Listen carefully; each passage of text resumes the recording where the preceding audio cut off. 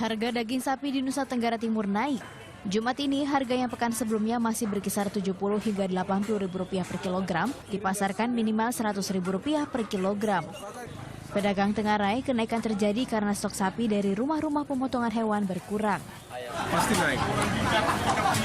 Karena orang dari Jawa sudah datang, mereka persiapan untuk ini, untuk Lebaran. Harga naik juga, pembeli makin ramai. Tidak juga.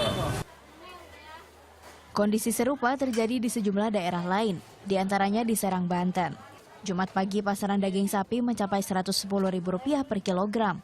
Pedagang pesimistis harga dapat turun dalam waktu dekat. Saya meragukan begitu. Karena begini, untuk harga daging 80.000, kita harus bisa membeli sapi bobot hidupnya itu di bawah 35.000. Itu kalau saat ini kan harga bobot hidup itu di atas 40.000, ya tepatnya itu 42.500. Nah, kalau dipotong itu harga daging bisa menjadi 100 ke atas. Sejauh ini di Serang pasokan masih terpenuhi, namun biasanya permintaan akan meningkat hingga 4 kali lipat mulai pertengahan Ramadan hingga jelang Ramadan. Tim Liputan melaporkan untuk NET. Iya, pemerintah telah tetapkan target harga daging sapi turun hingga di bawah Rp80.000 per kilogram terrealisasi sebelum bulan Ramadan. Salah satu caranya dengan membuka keran impor untuk cukupi kebutuhan. Iya, peternak sapi di sejumlah daerah mengkhawatirkan dampak dari kebijakan ini. Sejumlah peternak sapi lokal was-was dengan kebijakan pemerintah turunkan harga daging sapi hingga di bawah Rp80.000. Peternak khawatir impor daging sapi sebagai salah satu cara untuk mencapai target ini berdampak pada penjualan sapi lokal.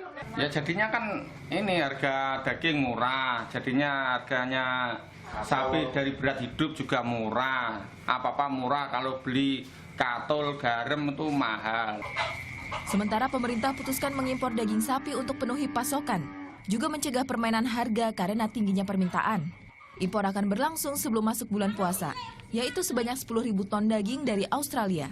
Jadi harga itu bukan distabilkan karena harganya sudah keburu tinggi. Yang akan dilakukan kenapa kemudian ada beberapa yang diimpor.